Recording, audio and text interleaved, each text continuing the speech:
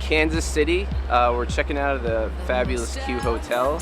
We're going to see the guys from American Copywriter. Then we're going to Sprint World Headquarters. And then we're going to Department Zero. It's going to be a fun day. The Q Hotel, what else can you say? Awesome hotel, sustainable practices, everything down from recycling breakfast cereal to using clean products, no bleach. Anything that you could possibly imagine, they have figured it out. Yeah, like little details, even in-room recycling, little things that now I would expect in every hotel across the world. Once you stay at the Q, it changes your perception of the hotel business. They even use pencils in their own. We're at Sullivan, Higdon, and Sink, and we're going to meet John and Tug from American Copywriter. So this is kind of awesome. I'm getting to meet two of my advertising heroes. It's really cool for me to just see you guys in person. I'm so used to hearing your voice on the podcast. Back when you recorded them. Yeah, well, that's another claim that we're See, gonna what make. we like to do is break all the rules, and instead of publishing frequently and often, we just don't. Right. We're like the Sopranos of podcasts. Yeah. You know, we're on, and then we're just not around for like 3 years. I think you've kind of become the voice for small agencies, even though it's weird. Like from our perspective, you're a big agency. Yeah. Right. But you've really become the voice for a lot of like people in the industry that aren't the big guys. Well, so many of us are working, and we're making good livings, and we're doing good work for clients that nobody's ever heard of, you know, and I think we needed a place to kind of just sort of talk about what our lives are like, because Adweek's not going to talk about it, and that's fine. Within 50 miles of this place we're standing are 50 agencies doing it every day, slugging it out in the trenches, just like BBDO, just like Conglomerate, just like WPP. And they need to vent, and they need to know that someone like them understands I feel your pain. I really think Kansas City, there are some really solid agencies here, really good agencies doing really good and exciting work, and so we like to represent, as often as we can. What would you have to say to other small agencies that want to get out there, want to get their voice out there, want to tell their stories? Just start, and that's all that. Honestly, the podcast started with a Super Bowl podcast. It actually started with a sleepless night for you. John sent me an email at like 3 o'clock in the morning in that fall before we did the very first Super Bowl podcast. And he said, I don't know what this blogosphere thing is and this World Wide Web component of it, but I think it's going to be important, so we should learn about it. You don't need to read a book, and you don't need to go to a seminar. The best people in this business, and probably in the world, are people that just taught themselves to do this stuff. Yeah. So just, again, I didn't know what the blogosphere was either, but we decided to launch a thing, and we didn't really know what a podcast was, and we bought a really expensive microphone, and then realized you can just talk into a computer, and that sounds better. Awesome. John and Tug, American Copywriter. Thanks, guys. Sporting some Kansas City love. I think this is like a really big band or something here. I see a lot of people wearing the gear, so showing some KC love. All right, man, we're at Sprint World Headquarters in Kansas. What do you think has been the most successful tool from an external standpoint? Well, I mean, so far it's been Twitter.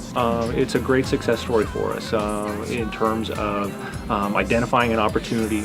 We were just noticing that a lot of people were bringing their concerns about an issue they might be having with a bill or a problem with a phone.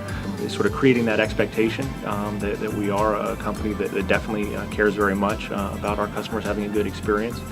We wanted to show that both with sort of a sense of urgency of reaching out to them and trying to find solutions or answers to their questions.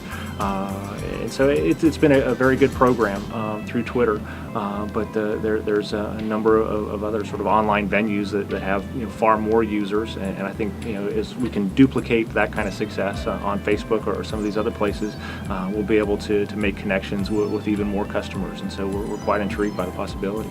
And then Jennifer, you're leading the team that's handling the internal social media, which is really the next wave, especially for large brands and large companies. What are you doing? We try to provide an open communications platform where employees can really consult one another to answer questions quickly for customers. We find that people are getting better answers faster. People are connecting to help one another figure out where to go to get information. Because our company is so large, it's a need. It's also nice because experts from around the nation have a chance to connect and just share what's on their minds, what's top of mind for customers. We were chatting earlier, and I learned that you even have internal company blogs. Basically, it's an open platform, so anybody who would like to post a blog or start their own blog can do so. Start a discussion thread. We also have communities that we set up so people with like interests can rally around a topic. What would you say to another large company that was considering doing something like this but scared of letting it go? I would say, get your policy in place, make it reasonable, and have faith that your employees know how to go about doing their jobs. Treat people like adults. Embrace the tools that they use outside of work and in their life. I mean, the big thing for us is we're enabling social media tools on our devices. Why wouldn't we enable it internally for work? Sprint for the win.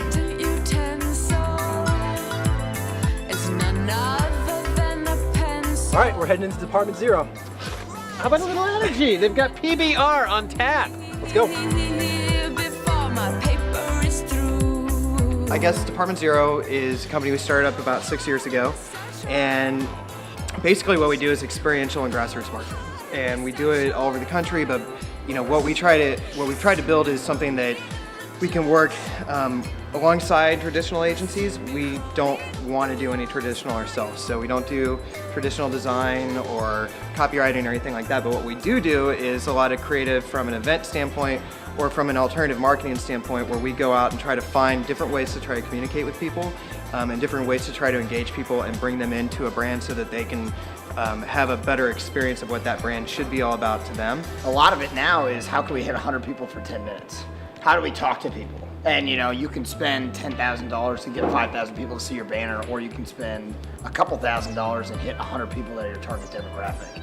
And it's finding that 100 people at the right time has been the challenge lately. Especially for Fritz and I, we've been working together the longest on Scion, and it's the same demographic, it's the same, and basically they're looking to hit 18 to 24-year-old guys who are into like underground stuff, music, art, fashion, culture. So how do you do that not only year after year, but month after month? What are you doing this, you're continually out there and doing something that they're gonna stop and pause and be like, okay, that's really cool. Speaking of Scion, we were just chatting before about this incredible community project that you've done, which is pretty astounding from a community standpoint, an agency giving back to the community and tying in your client. Can you tell me about that? What we did is we developed a space that we call the Sign Lab. It's a 1,000 square foot venue, and basically we allow local artists, musicians, photographers, fashion designers, what have you, be able to come in and put on an event, put on their own show within our space for free. We provide them with the venue, we provide them with tips and tricks on how to promote themselves.